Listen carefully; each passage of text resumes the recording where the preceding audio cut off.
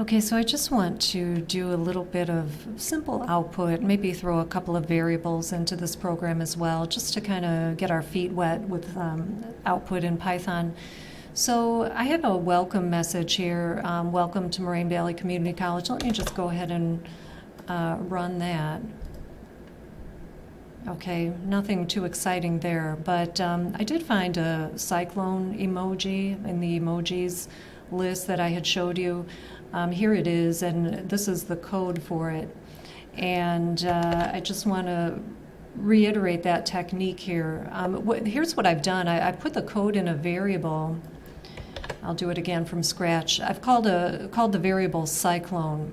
Okay, and you can do single quotes or double quotes. I think I mentioned that in the previous video when you're dealing with string data or text data like this. Now, you do have to change this a little bit. As I said in the last video, you have to put a backslash in front of the U and also replace that plus sign with 3 zeros. Okay, and I also mentioned that you want that to go blue. Then you know it's correct. And it is case sensitive, so you have to be careful there. So why don't we add that or append that, or concatenate is the word we use, concatenate the cyclone variable that contains that code, that Unicode, to our output. And I'll go ahead and run that. And you can see the little cyclone there. I know it's hard to see, but it's there.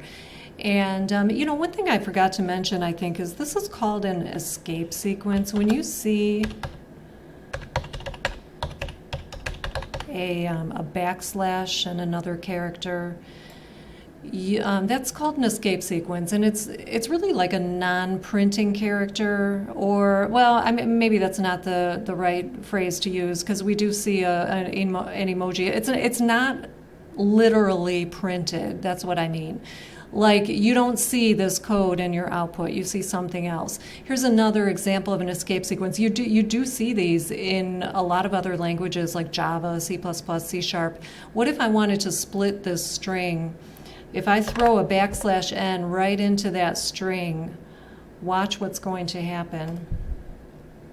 Okay, you see what it did? It continued on the next line. That's what we call the new line escape sequence. What if I throw this in, \t? I'm going to go ahead and run that.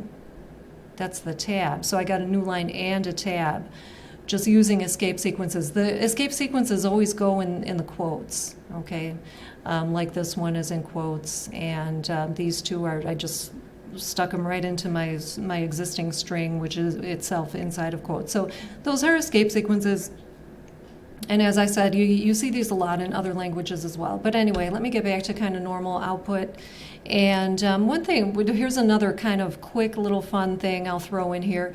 You can manipulate the color of your output, and let me show you this here. I have some code already here.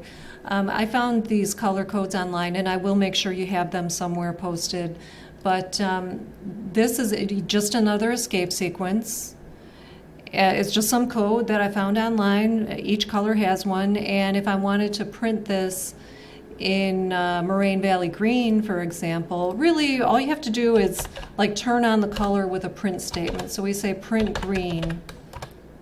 And that should do it. I should get my green output now. And there it is. Okay.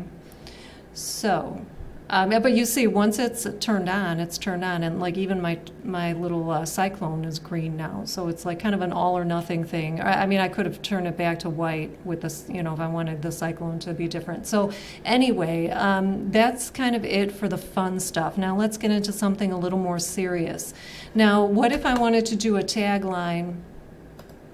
For example, saying, serving, you know, here's what I'm going to do. I want to say serving students in the southwest suburbs since 1967. And I'm going to create a variable called year founded and set it to 1967. Notice this is a number. It is not in quotes. Okay, specifically, this is an integer. When you type a number like this in the code window, Python is going to say, oh, that's an integer. It does not have a decimal, it's just a straight whole number, and Python is going to designate that an integer. Okay, I'm making a big deal about that because it is going to be a problem for us in a moment. But okay, so anyway, we have year founded, and then I wanted to say serving students in the southwest suburbs since 1967. That's what I want this to say. Now, if this were small basic, for example, we would have no problem with this type of operation, concatenation we call that, right? So let me try to run this. And I know it's kind of hard to make sense of this, but look at this. I did see the welcome message, of course. I had a clean compile, but when we tried to run that second print statement, or the third one really if you count the color, then this creates a problem. I have an error here. It says cannot convert int object to string implicitly. This is what I call, this is just a term I like to use, it's an apples and oranges type of situation. And the computer can't make sense of it. Python can't make sense of it. So this is an integer, all right? Remember I said it didn't go in quotes, and Python is going to designate that whole number as an integer. This is very clearly a string, which is a string of characters, string data. You're familiar with that by now. And Python cannot just concatenate an integer to a string like that, because we would also, I guess a more appropriate term than apples and oranges is called a type mismatch. You hear that a lot in computing. And this is exactly what's happening here, is a type mismatch. So this is not going to work. I'll show you what will work, okay? What we'll do, there's this format method, okay? So this is what you have to do when you want to work with apples and oranges, so to speak. The string is mostly the same, but what I have done is I put a placeholder, 2 curly braces as a placeholder for where that variable value is going to go, all right? So then you put a dot on your string. That's weird syntax for us. You put a dot on the end of your string, and one of the things that comes up in your IntelliSense is not coming up now. Let me see here. Let's see if I can. Yeah, of course it's not coming up now, but that should pop up in your IntelliSense. And it is the format method, okay? And whoops, I don't want that. I'm getting ahead of myself here. It's a format method. So, and then an argument, you're familiar with that term, is what will provide the name of the variable that has the data that we want to put into the placeholder, okay? So you see this is a placeholder for what we provide to the format method as an argument. Okay, so let's run that, see what kind of output we get. Okay, serving students in the southwest suburbs since 1967. It's working. Okay, one more variation on this. All right, what if, I want to change this and make it more specific. I wanted to say serving students in 26 suburbs, that's the number of suburbs in our district at the time of this video, since 1967, okay? So now I've got 2 variables I'm dealing with. And so let's see, instead of the southwest, I'm going to put another placeholder there. Whoops, it's curly braces, not square brackets. So now I've got 2 placeholders. And now I have to provide 2 arguments with the data to go into those placeholders. Now order matters here. If you don't, there's a way to get around it, but order matters.